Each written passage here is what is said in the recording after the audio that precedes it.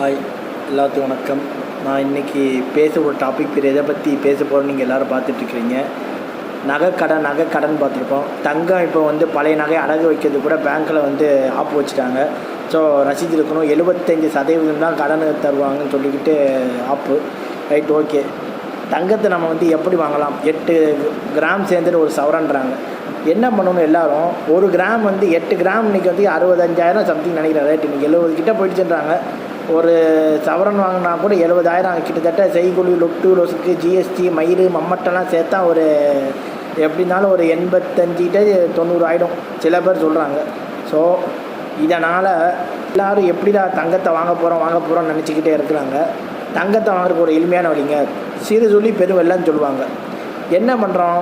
நம்ம தங்கத்தை ஒரு மாதத்துக்கு நம்ம ஒரு அமௌண்ட்டை இது பண்ணிக்கிட்டு 1 கிராம் தங்கத்தை வாங்கினா ஒரு வருஷத்துக்கு 12 மாதம்னா 12 மாதம், ஒவ்வொரு மாதம் 1 கிராம் தங்கம் வாங்கினா 12 கிராம் ஒரு இதுக்கு.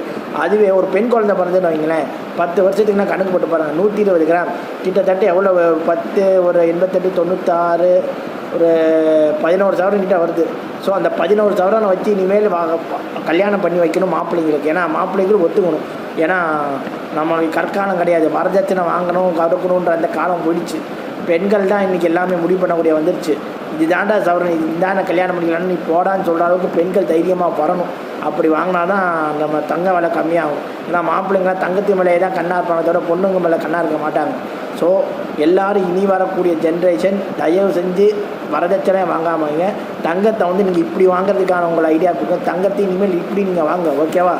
இதனால் உங்களுடைய இது தேவை இது செய்யப்படலாம், ஓகேவா?